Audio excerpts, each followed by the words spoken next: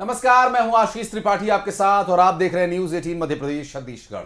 नमस्कार, मैं हूं रीनू यादव और आज श्री कृष्ण जन्माष्टमी का पावन पर्व है। आप सभी को बहुत सारी शुभकामनाएं। आज हर्षोल्लास के साथ आज का दिन मनाया जा रहा है और इस बार जन्माष्टमी पर जयंती योग बना है। ये योग बहुत ही दुर्लभ है। दरअसल जयंती योग के अलावा आज सर्वार्थ सिद्ध योग भी बन रहा है। गृहस्थ जनों को आज जन्माष्टमी का व्रत रखकर भगवान श्री कृष्ण का जन्मोत्सव मनाना चाहिए और आज देश भर में श्री कृष्ण जन्माष्टमी का त्योहार धूमधाम से मनाया जा रहा है।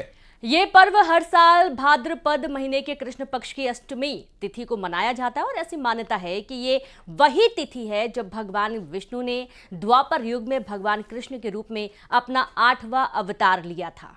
ज्योतिष गणना के अनुसार ये भगवान श्री कृष्ण का 5251वां जन्मोत्सव है।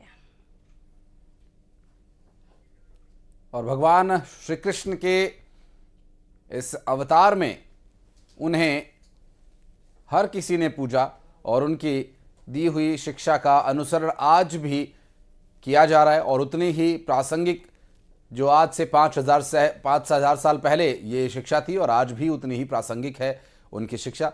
हालांकि आज बाल गोपाल लड्डू गोपाल के पूजा का दिन है। भगवान श्री कृष्ण का आज जन्मोत्सव है और वही योग बन रहा है जिसे जयंती योग कहा जाता है, जो कि आज से 5,251 साल पहले बना था। और जब भगवान श्री कृष्ण का जन्म हुआ था, भगवान श्री कृष्ण का जन्म और उनके जन्म से लेकर उनकी एक कला, हर एक उनकी दी हुई शिक्षा आज के दौर में भी पूरी तरह से प्रासंगिक है। और साथ ही उनके द्वारा जो संघर्ष किया गया, उस संघर्ष से कैसे निकलना है, कैसे उनका सामना करना है, ये सभी उनके जीवन से प्रेरणा लेने वाली बातें हैं। और आज जन्माष्टमी पर एक भक्तिमय माहौल पूरे देश में बन रहा है और भगवान श्री कृष्ण की आराधना का दिन आज। और सभी धार्मिक पर्वों की शुरुआत उज्जैन में भगवान महाकाल के आंगन से ही होती है और आज भगवान श्री कृष्ण की जन्माष्टमी की शुरुआत भी उज्जैन के महाकालेश्वर मंदिर से हुई और इस दौरान भगवान महाकाल का श्री कृष्ण के रूप में श्रृंगार किया गया। महाकालेश्वर मंदिर में जन्माष्टमी पर विशेष परंपराएं निभाई जाती हैं और इस दौरान भगवान महाकाल की श्री कृष्ण के रूप में आराधना की जाती है।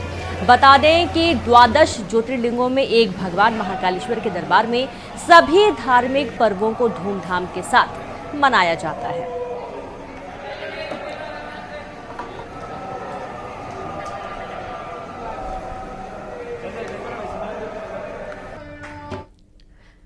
मध्य प्रदेश में पहली बार श्री कृष्ण जन्माष्टमी पर आज स्कूल खुलेंगे। स्कूल शिक्षा विभाग ने आदेश में कहा कि जन्माष्टमी के दिन स्कूलों में भगवान श्री कृष्ण की शिक्षा और मित्रता के प्रसंगों को लेकर आधारित कार्यक्रम आयोजित किए जाएंगे। मध्य प्रदेश के सरकारी स्कूल्स में सांस्कृतिक कार्यक्रमों का आयोजन किया जाएगा। मध्य प्रदेश में यह पहला मौका है जब श्री कृष्ण जन्माष्टमी के दिन स्कूल्स में अवकाश नहीं होगा। स्कूल्स में जन्माष्टमी का पर्व मनाया जाएगा और भगवान श्री कृष्ण की लीलाएं जो कि बाल्यकाल से ही शुरू हो गई थी और बच्चों में इसका संदेश देना, ये उनके लिए, उनके संस्कारों के लिए और उनके जीवन में आने वाली चुनौतियों के लिए उन्हें तैयार करेगा। और भगवान श्री कृष्ण के प्रति जो प्रेम है वो बच्चों से लेकर युवा और बुजुर्गों तक में है। ऐसे में स्कूल्स में जन्माष्टमी का पर्व काफी उत्साहपूर्वक मनाए जाने की तैयारी चल रही है। छत्तीसगढ़ की राजधानी रायपुर में जन्माष्टमी को लेकर लोगों में जबरदस्त उत्साह देखा जा रहा है। वहीं बाजारों में भी रौनक दिख रही है। झूला, मोर, पंख, बांसुरी, झालर, मिट्टी की मूर्ति की लोग खरीदारी कर रहे हैं और बड़ी संख्या में लोग खरीदारी करते हुए नजर आ रहे हैं।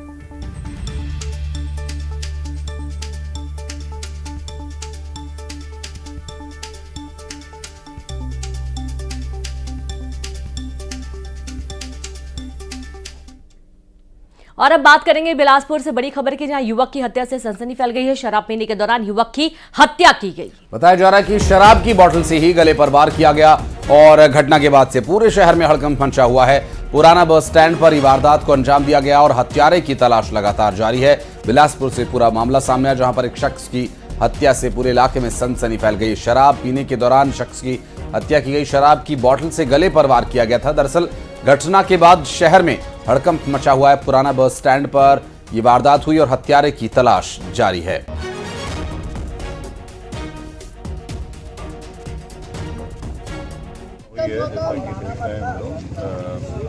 जो देखने से घटना स्थल स्पष्ट हो रहा है कि कांच की बोतल टूटी है और उसी बोतल से ऐसी संभावना है। और जो एक दो चक्षुदर्शी हैं उनके द्वारा ये बताया गया है कि दो लोग थे यहाँ पर और उनके बीच में झगड़ा हुआ है और एक उधर भागा है और एक इधर भागा है। तो इधर जो भागा है वही मृतक है और जो मारने वाला है वो गया है। तो किसी कारण से ये हुआ है और इसको अभी हम लोग देख रहे हैं। पुराना बस स्टैंड के पास हुई इस वारदात के बाद से पूरे इलाके में सनसनी है और अभी फिलहाल इन्वेस्टिगेशन जारी है। और अभी इन्वेस्टिगेशन में जो तथ्य सामने आए हैं उसमें बताया जा रहा है कि वहां शराब पीने के दौरान संभवतः कुछ विवाद हुआ और उसी विवाद के चलते ये पूरी वारदात हुई पुराना बस स्टैंड के पास। अभी हालांकि हमलावर कौन था, क्या कारण इसके पीछे था, अभी तक ये स्पष्ट हो नहीं पाया। बात करेंगे, हमारे सहयोगी उमेश हमारे साथ जुड़ गए। उमेश, कब की ये घटना है और कौन लोग इसके पीछे हो सकते हैं, क्या है डिटेल्स अपने पास? देखिए, ये पूरी घटना जो है ये पुराना बस स्टैंड कोतवाली थाना क्षेत्र का मामला है, जहां पर रविवार देर रात शराबखोरी के दौरान दो युवकों पर विवाद हुआ और एक जो आरोपी युवक है उसने शराब की बोतल तोड़कर एक युवक के गले पर वार कर दिया, जिससे उसकी लहूलुहान होकर वहीं उस मौके पर मौत हो गई। सूचना पर एसपी रजनीश सिंह समेत पुलिस की टीम वहां पर मौके पर पहुंची। फिलहाल पूरे हत्या की वजह क्या थी, इसके कारण अभी तक के निकलकर सामने नहीं है। हत्यारे की तलाश की जा रही है। हत्यारा जैसे ही गिरफ्तार होगा उसके बाद पूरे मामले का खुलासा होगा। लेकिन एक बात जरूर है कि जिस जगह ये घटना हुई है वहां पर शराब की दुकान थी, वहां पर चखना सेंटर था और ये माना जा रहा है कि आए दिन वहां पर इस तरह की घटनाएं मारपीट की होती रही है। यही वजह है कि पुरानी रंजिश को लेकर इन दोनों के बीच विवाद हुआ होगा, जिसके बाद ये पूरी घटना निकलकर सामने आई है। हालांकि जैसे ही आरोपी की गिरफ्तारी होगी तो इस पूरे हत्याकांड से पर्दाफाश हो जाएगा। जी बिल्कुल, बहुत शुक्रिया आपको उमेश तमाम जानकारी के लिए। और पुलिस अब मामले की तलाश में जुटी है। शराब की बोतल से गले पर वार किया गया था और इस घटना के बाद युवक की मौत हो गई थी। और बढ़ते आगे, खरगोन से एक बड़ी खबर आ रही है जहां पर एसडीआरएफ की टीम ने रेस्क्यू कर एक शख्स को बचाया है। तेज बारिश के चलते देव पिपलिया गांव के पास नाले में फंस गया था युवक।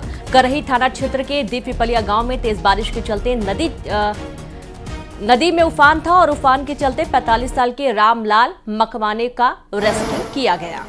ये देखिए तस्वीर आपके सामने है और इस तेज उफान के बीच से ये युवक निकल रहा था और इसी दौरान ये फंस गया। बामुश्किल एसडीआरएफ की टीम ने रेस्क्यू किया है। और समय आप रेनू देख सकते हैं दो तस्वीरों में कितना समय इस रेस्क्यू ऑपरेशन में लगा। इसका अंदाजा आप इस बात से लगाएं, जब ये शख्स वहां नदी में फंसा उस वक्त दिन का उजाला था, लेकिन रेस्क्यू ऑपरेशन को अंजाम देते देते रात हो चुकी थी और काफ़ी समय लग गया टीम को वहां तक पहुंचने में और 45 वर्षीय इस अधेड़ को बाहर निकालने में, जो कि तेज़ बहाव के बीच फंस गया था। क्योंकि इस वक्त मौसम बारिश का है और ऐसे में नदी नाले पूरी तरह से उफान पर है। आशुतोष पुरोहित हमारे सहयोगी जुड़ गए हमारे साथ, बात करेंगे उनसे। आशुतोष, ये शख्स यहाँ तक पहुंचा कैसे और कितना समय लगा इस रेस्क्यू ऑपरेशन में? मैं आपको बताना चाहूंगा, ये करही थाना क्षेत्र है, उसका देव पिपलिया एक नदी गांव है, उसके पास का ये पूरा मामला है। जो जानकारी मिली है कि ये करीब रविवार की शाम की घटना है। 6 साढ़े 6 बजे के दरमियान ये जो शख्स है ये अचानक जो नाला है, जो पुल चल रहा था, उसको क्रॉस कर रहा था। जैसे ही थाना प्रभारी करही को और तहसीलदार को सूचना मिलती है, क्योंकि प्रशासन रेड अलर्ट जिस प्रकार से जारी किया हो, तो सभी टीम वहां गोताखोरों की पहुंचती है और उसका रेस्क्यू किया जाता है। करीब सर्च लाइट के माध्यम से करीब 1 घंटे का रेस्क्यू ऑपरेशन चला। उसके बाद इसको बाहर निकाला गया, सुरक्षित बाहर निकाला गया। तो कुल मिलाकर ये कहा जा सकता है कि ये एक बार फिर बड़ी लापरवाही सामने आई है। जिस प्रकार से खरगोन जिला मध्य प्रदेश में 9 जिलों के साथ साथ पास रेड अलर्ट बारिश को लेकर किया गया, उसके बाद भी लोग नदी नाले जो है जान में जोखिम को डालकर पार करने की कोशिश कर रहे हैं। तो ये एक बड़ी लापरवाही जरूर सामने आई, लेकिन प्रशासन की तत्परता और जो स्थानीय गोताखोर है और जो SDRF की टीम है वहां मौके पे पहुंची है और उसने उसका रेस्क्यू किया है। जी स्वाभाविक आशुतोष, जब तक इस तरह के लोग पूरी तरह से फंस नहीं जाते तब तक वो खुद को बचा हुआ समझते हैं, लेकिन जान पूरी तरह से जब अटक गई है तब SDRF की टीम को वहां पहुंचना पड़ा। और नदी नाले पहाड़ झरने कोई मायने नहीं रखता ऐसे लोगों के लिए, कितनी चेतावनी दे दी जाए लेकिन उसके बाद भी लोगों की बात समझ में नहीं आती है। अपने और अपनों का ख्याल रखें, इस तरह के रिस्क ना लें, ये बात कई बार न्यूज़ 18 ने भी लोगों से अपील की है और आगे से इस तरह की हरकत ना करें लोग। ये खबर अगर दिखा करके उन पर यह असर पहुंचता है तो स्वाभाविक है कि ये खबर दिखाना सफल होगा। बहुत शुक्रिया आपका इस पूरे मामले पर जानकारी देने के लिए आशुतोष। MP के कई जिलों में बारिश हुई, कई जिलों में बारिश का रेड अलर्ट भी जारी किया गया। भारी बारिश का दौर लगातार जारी है और ये कुछ और दिन ऐसे ही चलता रहेगा। 2-3 दिनों के लिए रेड और ऑरेंज अलर्ट जारी किया गया है। मौसम विभाग ने इसकी चेतावनी जारी की है। आपको बता दें कि बारिश का जो दौर है वो इस वक्त लगातार जारी है और ऐसे में कुछ और दिन भी बारिश होते रहने की संभावना जताई जा रही है। सभी नदी नाले इस वक्त अपने पूरे शबाब पर हैं, जबकि जो डैम्स हैं उनके गेट खोलने पड़े हैं और कहीं पर 50% तो कहीं पर 100% गेट खोले जाने की जानकारी मिल रही है। और निचले इलाकों में पानी किस तरह से लग रहा है आप दूसरी तस्वीर में देखकर उसका अंदाजा लगा सकते हैं। बढ़ते आगे रायसेन से अगली खबर, जहां लगातार बारिश का दौर जारी है और इसकी वजह से हादसे भी हो रहे हैं और उसके बाद भी लोग सबक नहीं ले रहे। पुल पर पानी होने के बावजूद लोग पुल को पार कर रहे हैं। बेगमगंज इलाके से ये तस्वीर सामने आई है जहां जान जोखिम में डालकर पार कर रहे लोग पुल को। और इस दौरान ये कुछ तस्वीरें जो कि आगाह करती हैं, आपको चेतावनी देती हैं कि आपको इस तरीके से नाला या पुल को पार नहीं करना है जिसके ऊपर से पानी बह रहा है। अगर जरा भी तेज बहाव होता है तो इनके बहने की भी आशंकाएं बढ़ जाती हैं। और ये देखिए किस तरीके से युवक को पुल पार कराया भी जा रहा है।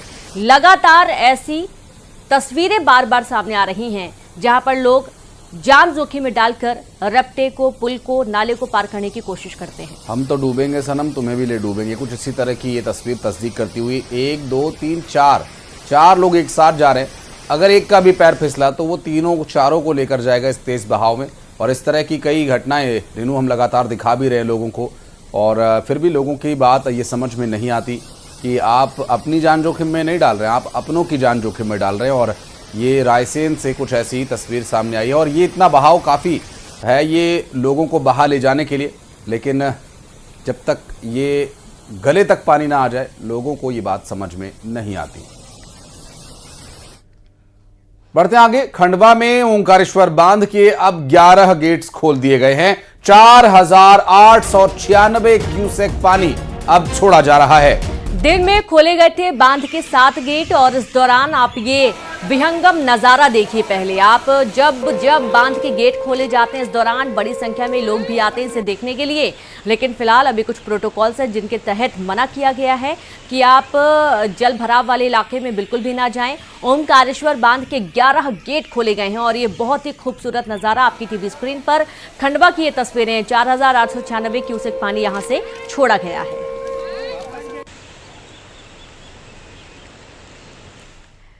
खबर भिंड से, जहां सिंध नदी के बढ़ते जलस्तर को लेकर कलेक्टर ने अलर्ट जारी कर दिया है। दरअसल नदी से प्रभावित होने वाले करीब 33 गांवों के लिए यह अलर्ट जारी किया गया है। 33 गांवों की सूची जनसंपर्क ग्रुप पर सार्वजनिक कर दी गई है। सिंध नदी के बढ़ते जलस्तर को देखकर प्रशासन ने कमर कस ली है। तो वहीं पिछले सालों में सिंध नदी में जलस्तर बढ़ने के बाद बाढ़ ने भारी तबाही मचाई थी और कमोबेश कुछ इस तरह की स्थिति आज भी यहां बनती नजर आ रही है।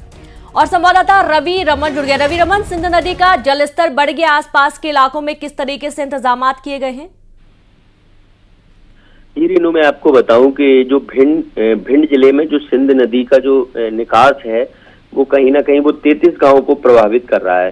अब जब सिंध नदी का रात में करीब 1 बजे से जल स्तर बढ़ना शुरू हुआ तो भिंड कलेक्टर संजीव श्रीवास्तव के द्वारा एक सार्वजनिक सूचना की गई है और मीडिया के माध्यम से लोगों को अवगत कराने का सिलसिला जो है वो शुरू कर दिया गया है। इस गांव में जो 33 गांव प्रभावित हो रहे हैं, भिंड में मडनई, जखमौली, खैरा श्यामपुरा, ककारा और टैनगुर, ये गांव प्रभावित हो रहे हैं।